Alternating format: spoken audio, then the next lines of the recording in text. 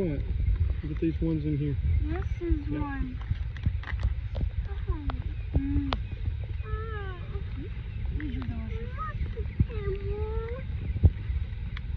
Get the darker they are, the sweeter they'll be. Levi, come back over here, bud. Sometimes they can be overly sweet.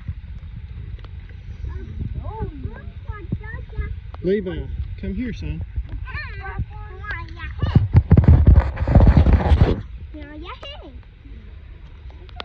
That was a big one. Yeah, there's some big ones in here this year. We had lots of rain. Yep. That's helped.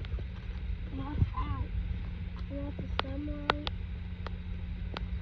Lots of heat. One thing about wild blackberries. They're very prickly.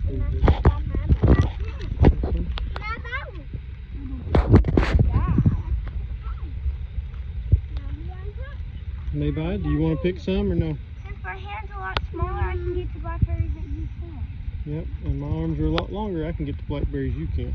Yep. Oh, okay, I see one. We got us some blackberries. I don't know what we can make with those. What do you think? Blackberry jam?